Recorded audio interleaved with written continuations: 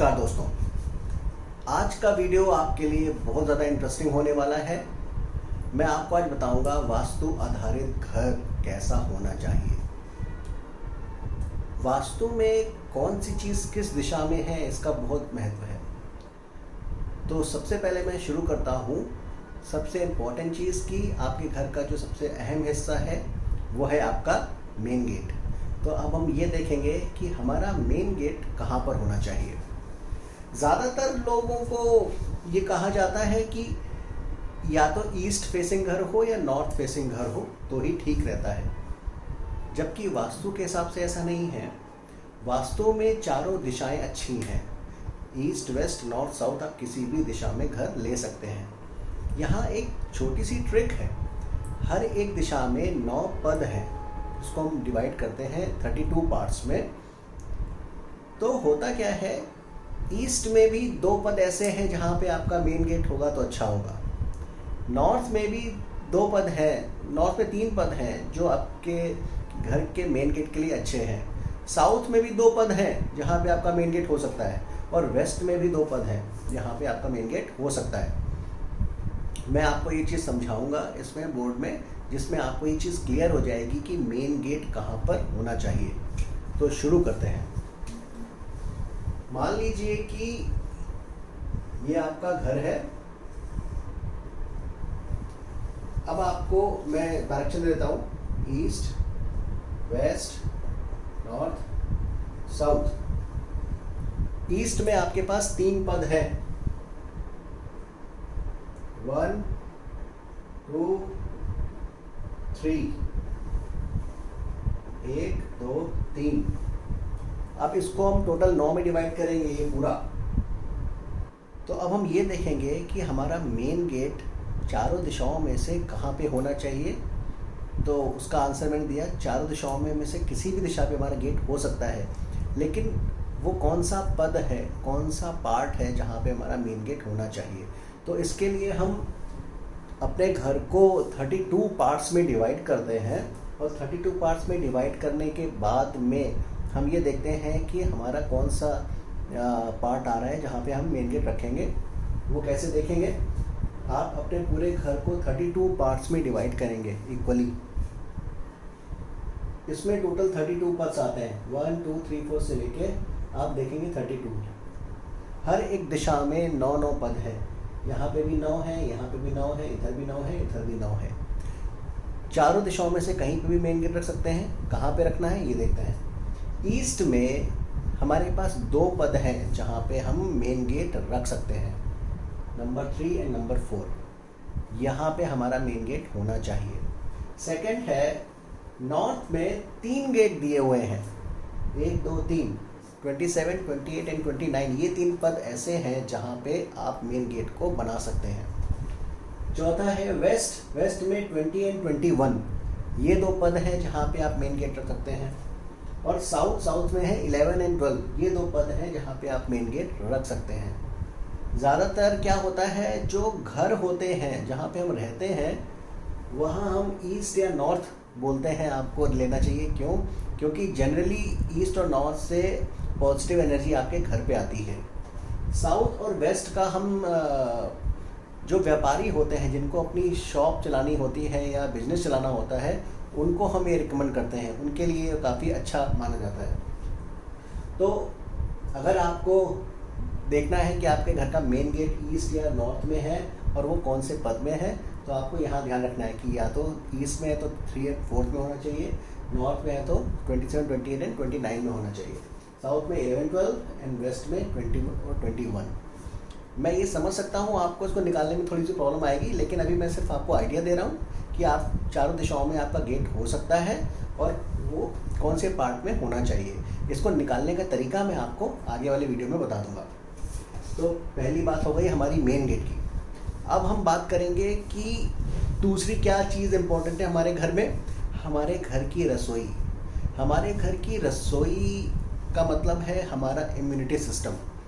हमारे घर की रसोई अगर साउथ ईस्ट में है तो वहाँ पे ऐसा खाना बनेगा जो आपके स्वास्थ्य को लाभकारी होगा। साउथ ईस्ट में आपका किचन होने के बावजूद अगर आपकी जो दिशा है, जिस तरफ आप अपना स्टोव या अपना गैस चूल्हा रखकर खाना बनाते हैं, अगर वो पूर्वमुखी होगी तो बहुत सुंदर है। क्यों? क्योंकि ऐसे किचन में, ऐसे रसोई में हमेशा आपको स्वास्थ्यवर्धक खाना बनेगा। खाना बड़ा ही साधारण सा, सिंपल सा होगा, बहुत ज़्यादा स्पाइसी नहीं होगा, लेकिन घर में जो हम डेली खाना खाते हैं वो ऐसा ही होना चाहिए जो हमारे शरीर को लाभ पहुंचाए। स्पाइसी खाना खाने के लिए हम होटल या रेस्टोरेंट्स में जा सकते हैं। तो जनरली क्या होता है, ये मैं घर के लिए बता रहा हूँ, यही सिचुएशन अगर किसी व्यापारी के यहाँ, किसी होटल में, रेस्टोरेंट में होती तो वहाँ पे हम क्या करते हैं, साउथ ईस्ट में किचन देते हैं, लेकिन उसका जो फेस है, उसका जो गैस चूल्हा है वो हम साउथ में करा देते हैं। साउथ की तरफ जब फेस करके कोई भी खाना बनाता है, खाना अपने आप स्पाइसी हो जाएगा। वहाँ की जो इसको हम बोलते हैं एनर्जीज़ हैं, वो ऐसी होती हैं जो आपको तामसिक भोजन बनाने के लिए प्रेरित करती हैं। तो ज़्यादातर लोग जिनको नॉनवेज बनाना है अपने घर में, वो हमेशा साउथ की तरफ मुँह करके अगर भोजन बनाएंगे तो उनका खाना बहुत ज़्यादा स्पाइसी होगा, और जैसे बिल्कुल रेस्टोरेंट वगैरह में बनता है। और अगर आप घर में अपने स्वास्थ्य के लिए खाना बनाना चाहते हैं तो आपको पूर्वमुखी होकर भोजन बनाना चाहिए। तो रसोई आपकी हो गई साउथ ईस्ट में। मैं यहाँ लिख देता हूँ किचन, ये आइडियल सिचुएशन है, साउथ ईस्ट में आपकी रसोई होनी चाहिए। नेक्स्ट आता है आपका बेडरूम कहाँ होना चाहिए। अब बेडरूम की रिक्वायरमेंट्स अलग अलग हैं। बेडरूम्स में अगर कपल्स हो रहा है तो उसका बेडरूम कहाँ होना चाहिए, घर का ओनर सो रहा है तो उसका बेडरूम कहाँ पे होना चाहिए, बच्चे हैं घर में तो उनका बेडरूम कहाँ होना चाहिए, और अगर बुजुर्ग हैं आपके घर में तो उनका बेडरूम कहाँ होना चाहिए।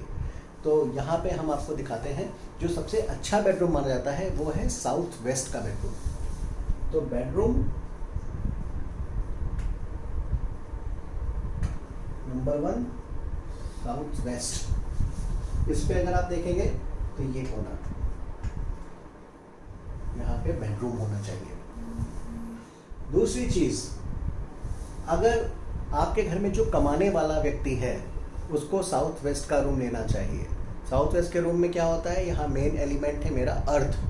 तो जब अर्थ पे कोई सोता है तो वो सबसे ज़्यादा रिलैक्स फील करता है। तो जो घर का कमाऊ आदमी है, अगर वो रिलैक्स फील करेगा तो वो एनर्जेटिक रहेगा और वो अपने परिवार को चलाने में आसानी से रिजुविनेट होकर कर्म कर पाएगा। तो साउथ वेस्ट में हमारा मेन बेडरूम होना चाहिए। इसके अलावा बेडरूम किसी भी डायरेक्शन में हो सकता है, आइदर वो नॉर्थ में हो सकता है, नॉर्थ वेस्ट में हो सकता है, साउथ ईस्ट में हो सकता है, साउथ में हो सकता है। तो सेकंड जो बेस्ट है वो है साउथ वेस्ट या साउथ। तो यहाँ पे भी बेडरूम हो सकता है। जो बच्चे हैं, बच्चों का बेडरूम होना चाहिए नॉर्थ ईस्ट में। किड्स का बेडरूम होना चाहिए नॉर्थ ईस्ट में। किड्स का बेडरूम नॉर्थ ईस्ट में होना चाहिए। और यहाँ पे बुजुर्गों का, जो बुजुर्ग लोग हैं, उनको आपको 60+ जो हैं वो नॉर्थ ईस्ट के कमरे में रह सकते हैं। यहाँ एक चीज़ ध्यान दीजिएगा, नॉर्थ ईस्ट के बेडरूम में couples are not allowed. Couples वहाँ पे नहीं सो सकते। जो अपनी फैमिली प्लानिंग का सोच रहे हैं, ऐसे कपल्स को वहाँ पे बिल्कुल नहीं सोना चाहिए। ये ईशान कोण है, ये भगवान का स्थान है, यहाँ पे आप शारीरिक क्रियाएं नहीं कर सकते हैं। इसलिए नॉर्थ ईस्ट को उन्हें पूरी तरह से अवॉइड करना चाहिए। और अगर नॉर्थ ईस्ट में आपका बेडरूम है तो आप ये मानकर चलिए कि वहाँ पर संतान का योग नहीं है। और अगर किसी तरह से संतान वहाँ पे हो भी गई IVF के माध्यम से या किसी भी तरीके से, तो वो मिसकैरेज होने के बहुत सारे चांसेस रहते हैं। तो कोशिश करें कि नॉर्थ ईस्ट में कपल्स ना सोएं। इसके बाद कपल्स के लिए जो अच्छा कमरा है वो मैंने बताया, साउथ वेस्ट या साउथ। और अगर वो फैमिली प्लानिंग करना चाहते हैं तो उनके लिए बेस्ट कमरा है south east for family planning.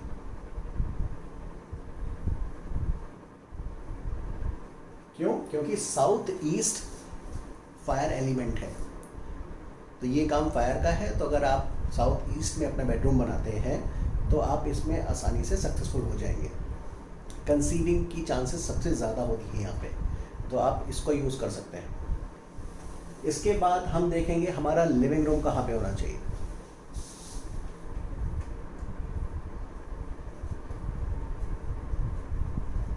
हमारा लिविंग रूम होना चाहिए नॉर्थ ईस्ट में।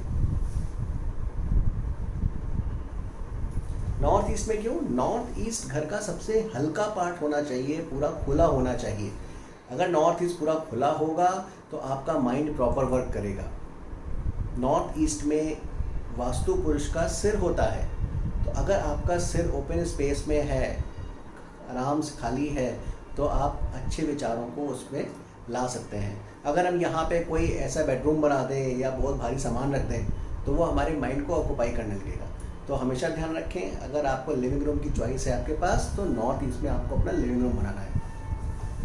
फिर हम आते हैं बाथरूम की तरफ। हालांकि वास्तु में बाथरूम का कोई जिक्र नहीं है कहीं पे भी।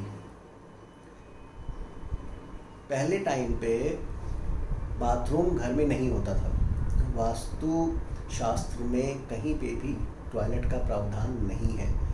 तो आप ये मानकर चलिए आपके घर में टॉयलेट है तो एक वो बड़ा वास्तु दोष है ही। हम 100% वास्तु आधारित घर में रह ही नहीं सकते आज के समय में। तो हमको इसके साथ थोड़ा सा ध्यान रखना चाहिए कि हम कौन सी दिशा को अशुद्ध कर सकते हैं। ठीक है, तो आपको ये ध्यान रखना है south south west. South south west disposal की डायरेक्शन होती है। अगर आप यहाँ पे सेप्टिक टैंक या बाथरूम बनाते हैं तो वो चल जाएगा, उससे आपको प्रॉब्लम ज़्यादा नहीं होगी। इसके अलावा बाथरूम किसी भी दिशा में होगा तो उस दिशा का दोष लगेगा आपको।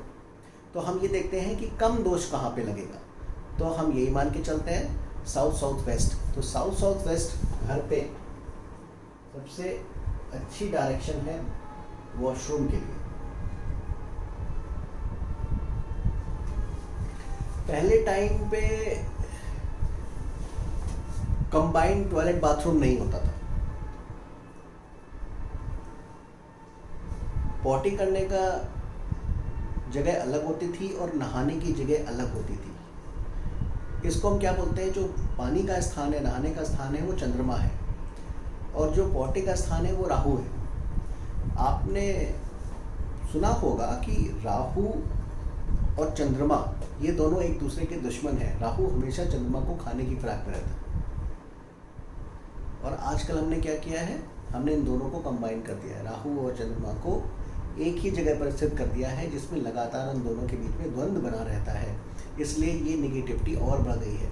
आपने ध्यान दिया होगा बचपन में या गाँव में या छोटे शहरों में हम जब रहते थे तो वहाँ पे ये दोनों व्यवस्थाएं अलग अलग थी कि हमको वॉशरूम जाना होता था अगर मॉर्निंग में फ्रेश होने के लिए तो हम दूर जाते थे, घर के दूसरे से बना होता था, और बाथरूम हमारा अलग घर के पास में आसपास से नहीं बना होता था कि हम जाएं और वहाँ पे नहा लें आराम से। लेकिन आज ये सुविधाएं बदल गई हैं समय के हिसाब से, तो ये दोष हमको लगता है। तो मैं सिर्फ रेकमेंड कर सकता हूँ आपको कि अगर ये दोनों चीज़ें अलग हो तो अच्छा है, लेकिन आजकल डिज़ाइन में ऐसा होता नहीं है, वो सब एक ही साथ है। तो आपको इस वास्तु दोष के साथ रहना ही पड़ेगा।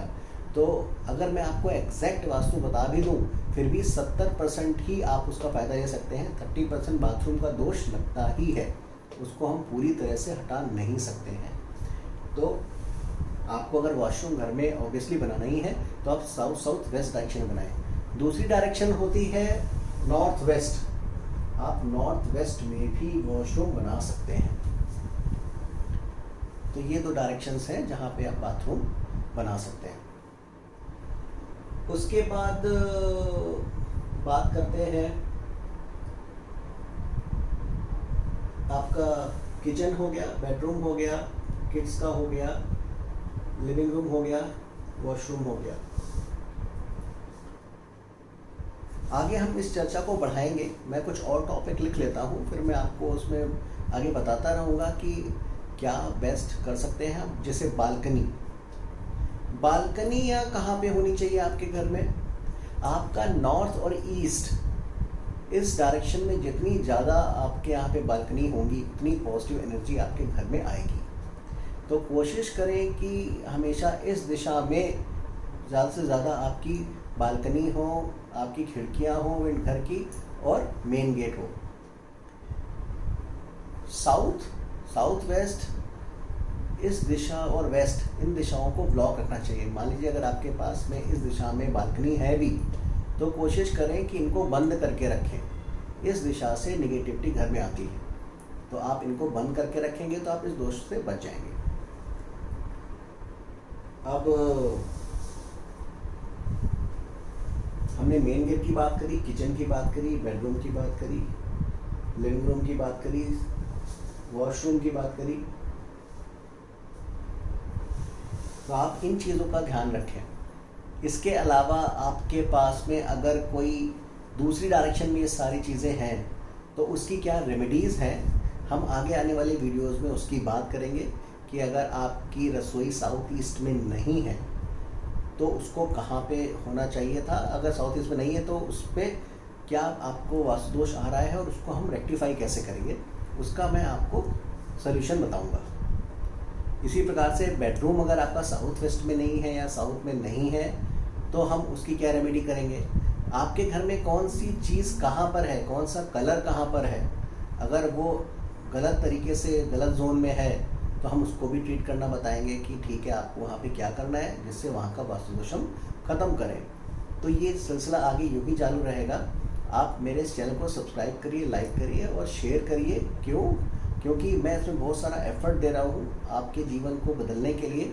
तो आप इस विद्या के माध्यम से अपनी लाइफ को ट्रांसफॉर्म करें और साथ में मुझे इनकरेज भी करें जिससे मैं आगे और वीडियोस बना सकूं। तो आई होप आपको आज का सेशन काफ़ी इंटरेक्टिव लगा होगा।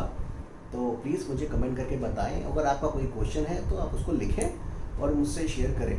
मैं कोशिश करूँगा आने वाले वीडियोज़ में मैं उनको आपको सोल्यूशन दे दूँगा उसका कि उसका क्या आंसर है। ऑल द बेस्ट और अपना ख्याल रखिए और watch my channel. Thank you.